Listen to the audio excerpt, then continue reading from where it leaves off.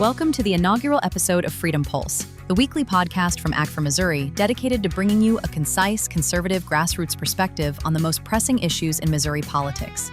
Each week, we'll deliver a quick review of the events shaping our state, focusing on what matters most to you, our fellow Missourians who value liberty, accountability, and common sense governance.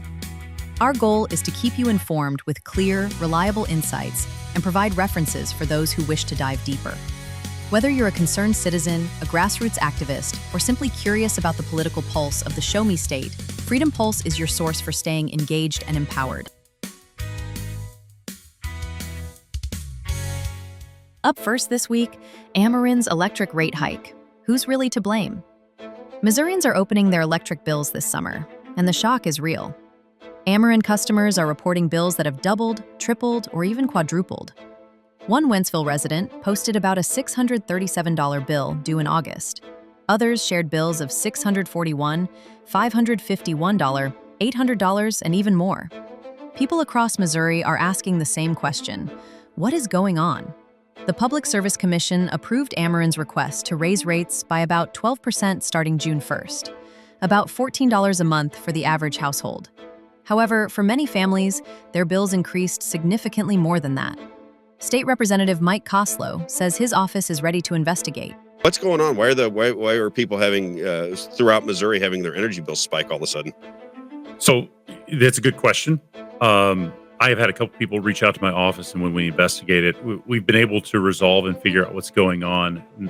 Not necessarily something nefarious, but very few people have called. So this is an opportunity. I want to give everyone my phone number. It is available on my house website as well. If you have a problem with your electric bill and you say something's going wrong, I think that Ameren's overcharging me, or this, I double, tripled my bill, and I need somebody to look into it. I'm not getting good answers from Ameren.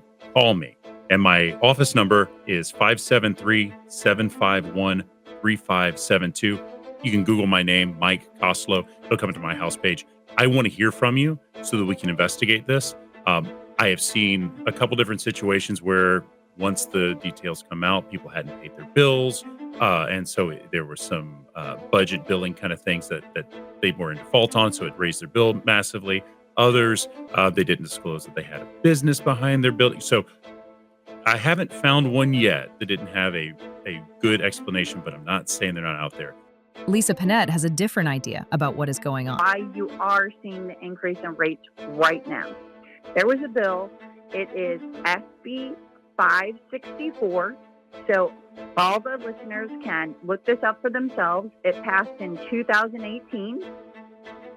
It allowed these electric companies to go to the Public Service Commission to approve rate adjustments outside of general rate proceedings and to adjust customer rates due to the impact on utility revenues. These are important words, okay, because this is not just a regular rate adjustment. It's outside of that. It's in addition to that. And it also is going to take into effect everything having to do with their revenues. Missourians are paying the price, literally, for legislation that put utility profits over consumers. Now, Ameren's rate hikes are hitting at the worst time, while families struggle with high summer energy use. If your Ameren bill has skyrocketed, Representative Mike Koslow says you can call his office at 573-751-3572. But this isn't the end. Even bigger rate hikes are coming. Earlier this year, the General Assembly passed SB 4, a law that hasn't gone into effect yet, but will allow all utilities to increase rates by as much as 21% over the next few years. We must remember who voted for these bills, and in next year's election, elect legislators who will put consumers ahead of monopoly utility profits.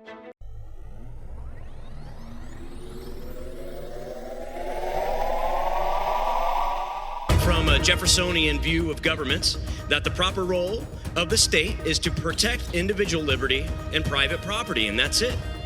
That we exist here to restrain power, not redistribute wealth. That public money should never be handed out to private interests, especially not the ones who are already very well off. You know, it's unfortunate because this bill violates every principle that I came here to defend. It's clearly not conservative.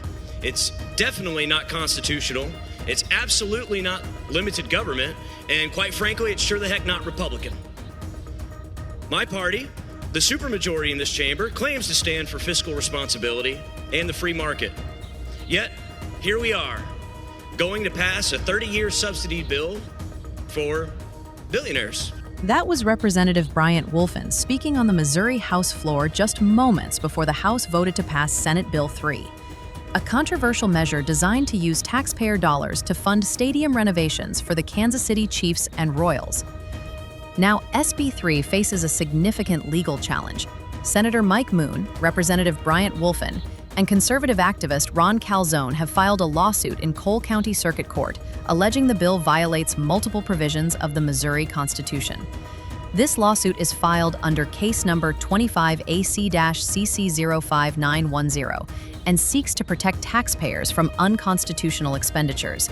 According to the plaintiffs, SB 3 is unconstitutional because it improperly bundles unrelated provisions, a practice explicitly prohibited by the state's constitution. Missouri voters approved an amendment in 1994 requiring legislation to address a single subject clearly described in its title. This bill, the lawsuit argues, violates that principle by combining stadium funding with unrelated economic development projects.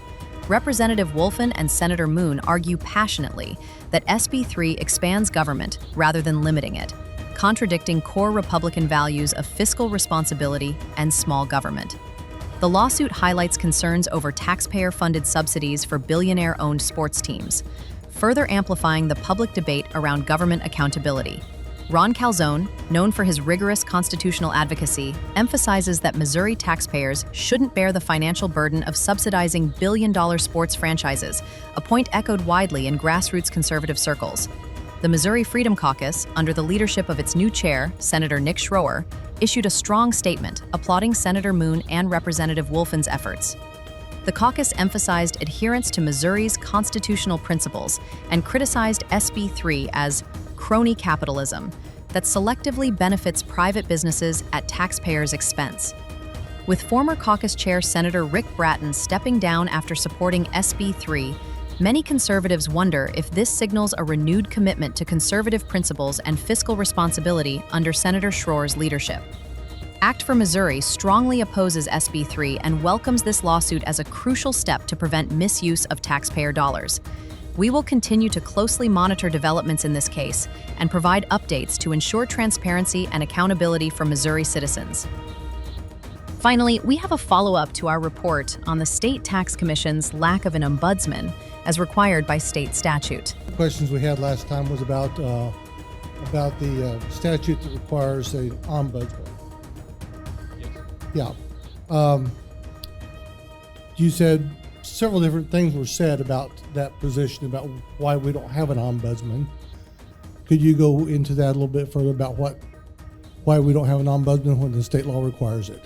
It was after it was enacted, there was several years, or the first 2 or 3 years that it was on the table, it was presented in the budget, it was not funded.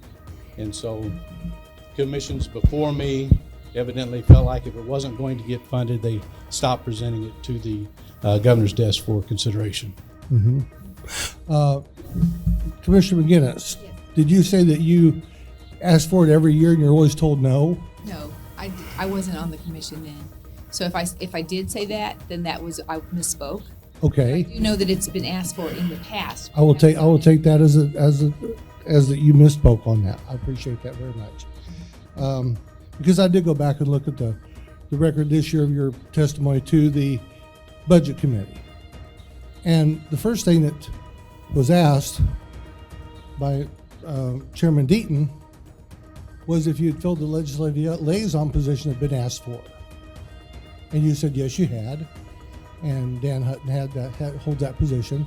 So the committee has asked for positions to be filled, and you filled those committees that have been asked for, right? Okay.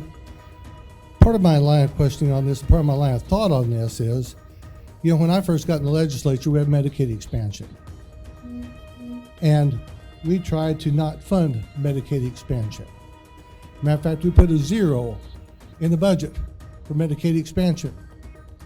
And the Missouri Supreme Court told us that because we funded Medicaid at all, we funded Medicaid expansion.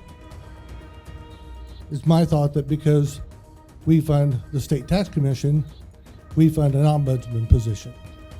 And we're discussing, and we're very much interested in putting it in our budget proposal this year. I would very much appreciate that. Very much appreciate that.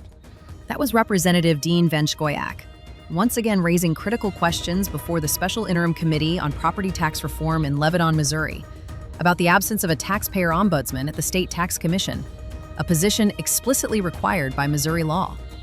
Despite acknowledging the statutory obligation, the chair of the Tax Commission indicated they plan to request funding specifically for the ombudsman next year. However, Act for Missouri reviewed the current fiscal year's budget in House Bill 4, Section 4.175, and found that over $2.8 million is already allocated for personnel at the Tax Commission. Notably, this budget allocation does not specify positions, only the total amount available for salaries. Given this flexibility, and the chair's admission that current positions are not mandated by state law, it remains puzzling why the legally required ombudsman position continues to be neglected. Taxpayers deserve clarity, accountability, and representation, especially when navigating complicated property tax matters. Act for Missouri will continue to closely follow this issue and monitor the efforts of the Special Interim Committee on Property Tax Reform. Missouri taxpayers deserve nothing less than full compliance with the law and effective stewardship of public funds. Before we wrap up this week's podcast, we'd like to highlight a grassroots initiative making waves in Missouri, the People's Lobby.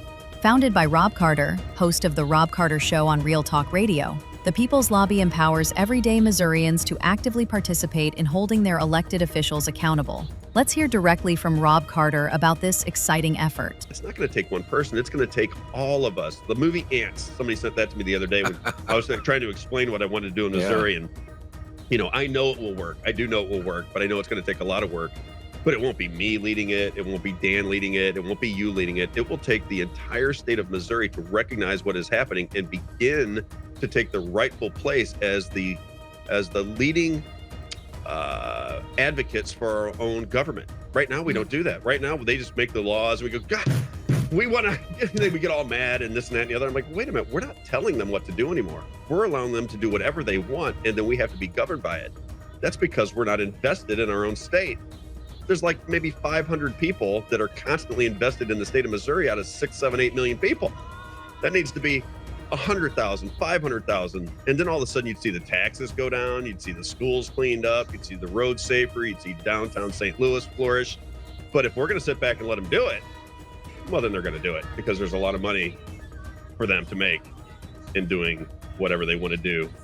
We highly encourage everyone listening to visit peopleslobbymo.com and sign up for their mailing list. It's a fantastic way to stay engaged and make your voice heard in Jefferson City. That's all we have for this week's Freedom Pulse podcast.